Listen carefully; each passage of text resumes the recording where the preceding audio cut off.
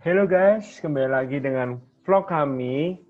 Yang kali ini vlog kami akan membahas tentang mistifikasi dan 5 contoh kasusnya. Oke, kali ini vlog kami dibuat oleh ada saya sendiri Joel, dan ada Rego, ada Yumna, Kevin Surya, dan juga Hana Sinta. Oke, langsung aja kita bahas contoh yang pertama. Oke guys, kembali lagi. Dan contoh yang pertama ini kita akan bahas dengan berhubungan dengan 3 bahan ini, yaitu ada ikan, telur, dan daging. Oke, menurut kalian mistifikasi apa yang berhubungan dengan 3 bahan ini? Pastinya banyak banget ya, maksudnya pasti banyak yang beredar ke masyarakat. Oke, kita langsung aja.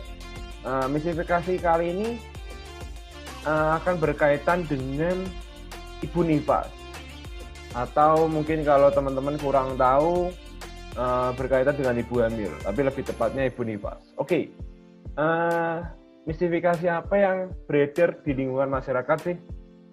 Oke, langsung aja. Statementnya adalah ibu nifas dilarang makan telur, daging, dan ikan supaya jahitannya cepat sembuh. Menurut kalian gimana sih? Atau yang mungkin sudah mempercayai hal itu, atau mungkin orang tua kalian dulunya juga melakukan hal itu. Menurut kalian mitos atau fakta sih? Oke, hasilnya adalah bahwa hal ini adalah mitos. Harus ingat-ingat, hal ini adalah mitos teman-teman. Jadi statementnya Ibu Nifas dilarang makan ikan, telur, dan daging itu adalah mitos.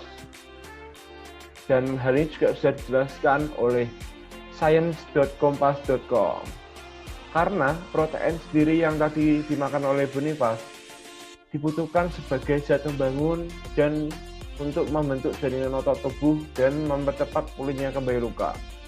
Tanpa protein ini teman-teman, sebagai zat pembangun yang tadi, maka Ibu Nifas akan mengalami keterlambatan penyembuhan, bahkan berpotensi infeksi bila ada daya tahan tubuh kurang akibat pantang makan bergizi. Protein juga diperlukan untuk membutuhkan ASI, teman-teman. Kecuali teman-teman bila Ibu Nifas alergi protein tertentu sejak sebelum hamil, maka sumber protein yang menyebabkan alergi tadi harus dihindari dan bisa diganti dengan protein lainnya. Itu teman-teman, terima kasih. Seperti yang kita ketahui pada umumnya, bahwa mengonsumsi jamu kunyit asam dapat memperlancar siklus haid pada wanita. Tetapi pada penelitiannya sendiri, kunyit asam hanya dapat meredakan rasa nyeri pada perut saat haid. Dikarenakan kunyit punya sifat analgesik yang bekerja mengurangi nyeri di beberapa bagian tubuh, selain itu kandungan kurkumin dalam kunyit juga dapat menghambat produksi hormon prostaglandin yang menyebabkan peradangan serta rasa nyeri pada saat haid. Itulah alasan kunyit dinilai mampu untuk atasi nyeri haid. Selain nyeri, beberapa wanita juga mengalami kram perut saat menstruasi. Kram perut ini terjadi karena kontraksi yang kuat pada otot-otot rahim. Kram perut yang terjadi saat menstruasi bisa terasa menyakitkan bagi sebagian wanita. Kurkumin dalam kunyit juga berfungsi sebagai agen anti peradangan untuk menenangkan kram akibat kontraksi pada otot rahim dan usus. Jadi, kalau kamu sering mengalami kram perut saat menstruasi, mungkin kamu perlu mencoba minum air kunyit. Beberapa wanita juga kerap mengalami sindrom pramenstruasi atau PMS.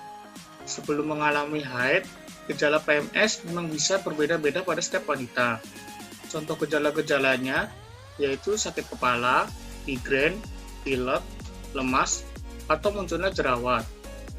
Kunyit ternyata mampu meningkatkan daya tahan tubuh, sehingga sistem kekebalan tubuh dapat bekerja secara maksimal untuk mencegah pilek dan infeksi bakteri penyebab timbulnya jerawat. Kita akan melihat contoh selanjutnya. Selama ini banyak informasi simpang siur yang kita dengar mengenai kesehatan wanita. Salah satunya informasi yang menyebutkan larangan makan timun saat haid, karena dianggap bisa menyebabkan darah haid tersisa di dinding rahim dan akan memicu kanker ovarium. Lalu menurut Anda apakah ini mitos atau fakta? Jawabannya adalah hal ini merupakan mitos. Ada beberapa alasan yang dapat menjelaskan hal tersebut. Yang pertama, Darah saat haid tidak selalu tersisa dan memicu kanker. Hal ini diungkapkan tegas oleh Dr. Sita Ayu Arumi sebagai spesialis kandungan dan kebidanan dari RSU Bunda Jakarta. Darah haid itu tidak tersisa di dinding rahim. Selesai menstruasi berarti darahnya memang sudah bersih. Yang kedua, saat haid, darah keluar yang berwarna kehitaman adalah berasal dari jaringan endometrium yang meluruh. Endometrium yang banyak memiliki jaringan darah ini menjadi penyebab mengapa 3 hari pertama menstruasi darah yang keluar menjadi kehitaman. Kemudian, alasan yang ketiga adalah siklus haid pada wanita diatur dan dipengaruhi oleh keseimbangan hormon estrogen dan progesteron, bukan dipengaruhi dari makanan, termasuk dari makan mentimun. Malah, timun ini merupakan sayuran yang kaya akan beta-karotin, mangan vitamin C, serta beberapa antioksidan flavonoid yang dapat menangkal radikal bebas. Ada beberapa artikel yang telah mengungkapkan beberapa makanan yang dilarang saat haid. Di antaranya adalah yang pertama, makan dan minuman berkafein. 2. Makanan gandum olahan. Ketiga, makanan yang mengandung lemak jenuh. 4. Makanan kaleng dan olahan. 5. Makanan yang manis. Namun tidak ada hasil penelitian dan data resmi yang menunjukkan bahwa makanan tersebut harus dihindari saat haid, termasuk larangan makan mentimun. Sehingga hal ini masih dianggap sebagai mitos. Oke teman-teman, selanjutnya masuk ke topik selanjutnya, yaitu mistifikasi mengenai kedelai dapat memperbesar payudara bagi wanita. Nah, itu benar nggak sih berita-berita yang tersebar selama ini kalau kedelai itu dapat memperbesar payudara wanita? Mari kita simak selengkapnya. Oke, mungkin kita bertanya-tanya, dari mana sih asal-usul kok bisa kedelai itu dapat memperbesar payudara bagi wanita?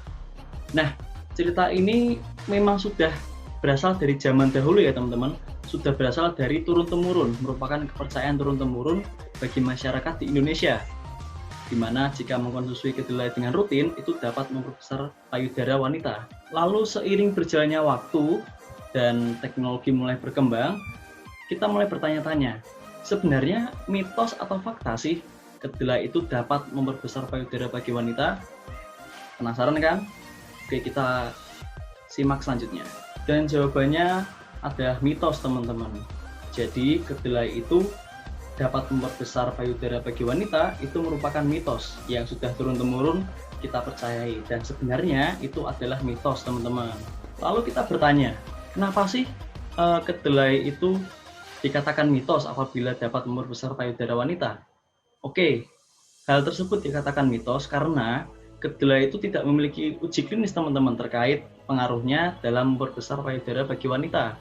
Kemudian juga tidak adanya bukti ilmiah dari ilmuwan apabila kedelai itu dapat memperbesar payudara wanita, dan juga semuanya ini hanyalah turun-temurun teman-teman. Jadi kita mungkin menganggap bahwa kedelai itu merupakan fakta dapat memperbesar payudara wanita, yang sebenarnya itu memang turun-temurun seperti itu teman-teman. Turun-temurun merupakan mitos bagi masyarakat di Indonesia. Lalu muncul mitos tersebut dikarenakan dalam kedelai itu terdapat 2 zat teman-teman, yaitu merupakan zat isoflavin estrogen dan genistein, yang merupakan zat terkandung dalam kedelai yang memiliki kandungan yang hampir sama kinerjanya dengan hormon estrogen dalam wanita. Nah, hormon estrogen tersebut merupakan hormon yang dapat merangsang pertumbuhan jaringan pada payudara wanita. Nah, hal tersebut dikaitkan oleh masyarakat Indonesia memiliki nama yang sama, yaitu estrogen, dikaitkan oleh masyarakat Indonesia bahwa jika ada kata estrogen lainnya dalam bahan makanan tersebut, maka dapat merangsang pertumbuhan jaringan pada payudara. Yang sebenarnya apabila diuji dengan klinis, isoflavin itu dan genistein itu tidak memiliki hubungan terkait perkembangan jaringan dari payudara wanita. Lalu apa sih manfaat dari isoflavin dan genistein dalam kedelai tersebut? Yang pasti bukan untuk merangsang pertumbuhan jaringan payudara bagi wanita, namun sangat efektif bagi wanita untuk mencegah adanya risiko kanker payudara, teman-teman. Nah, kegunaan dari isoflavin dan ginesin tersebut dalam mengurangi risiko kanker payudara itu dapat kita rasakan apabila kita mengkonsumsi kedelai langsung secara alami dengan bentuk yang alami tanpa adanya pengolahan yang berlebihan seperti tambahan bahan kimia atau perubahan fisika yang berlebihan. Jadi apabila kita konsumsi kedelai secara alami itu akan menurunkan resiko dari kanker payudara bagi wanita. Oke teman-teman, setelah penjelasan tadi dapat disimpulkan bahwa kedelai dapat memperbesar payudara bagi wanita merupakan berita yang salah atau hoax, teman-teman. Jadi jangan mudah terpercaya oleh hoax ya teman-teman. Terima kasih. Mitos yang beredar selanjutnya adalah mengenai salah satu jenis sayur, yaitu kangkung, yang dikatakan dapat menyebabkan rasa mengantuk. Berkaitan dengan mitos ini, belum ada penelitian yang bisa menjelaskan alasan yang tepat mengenai hal tersebut. Secara medis, belum ada uji klinis yang menguji efek konsumsi kangkung terhadap rasa kantuk pada manusia. Namun, kangkung secara tidak langsung memang punya faktor untuk membuat seseorang jadi mengantuk. Sampai saat ini, pendapat yang mendekati kebenaran mengapa kangkung disebut sebagai tanaman penyebab kantuk adalah zat sedatif. Zat sedatif adalah zat yang menyebabkan orang yang mengonsumsinya merasa tenang sehingga berpotensi untuk menimbulkan rasa mengantuk. Namun hal ini belum tentu berlaku untuk semua orang karena setiap orang membutuhkan kadar senyawa sedatif yang berbeda-beda hingga bisa membuatnya menjadi mengantuk. Jadi ada kemungkinan seseorang tetap segar dan tidak mengantuk meskipun sudah mengonsumsi kangkung. Dalam 100 gram kangkung ditemukan 458 gram kalium dan 49 gram natrium. Senyawa inilah yang diduga merupakan zat sedatif pada kangkung. Hal ini dikarenakan kalium dan natrium merupakan persenyawaan garam bromida yang sifatnya menekan susunan saraf.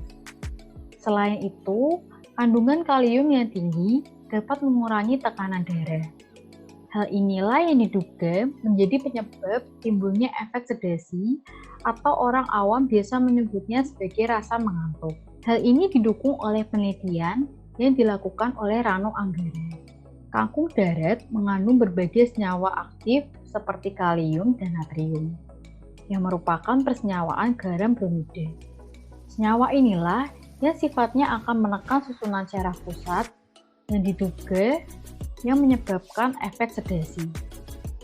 Penelitian tersebut masih sebatas pada mencit atau tikus. Dari uji yang diperoleh, ekstrak kangkung darat memiliki aktivitas sedasi pada mencit sehingga mencit dapat jatuh dari rotarot.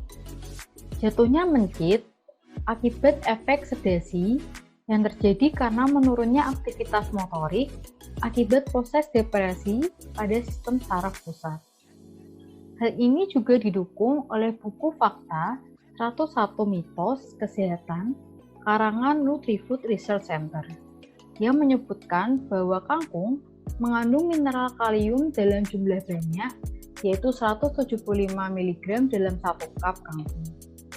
Dan makanan tinggi kalium dapat mengurangi tekanan darah. Efek itulah yang dirakalkan sebagai kantuk bagi sebagian orang. Oke teman-teman, tadi sudah kita lihat vlog tentang 5 contoh kasusnya, sudah dijelasin juga. Terima kasih sudah mendengarkan, bisa subscribe, share, dan like juga. Terima kasih.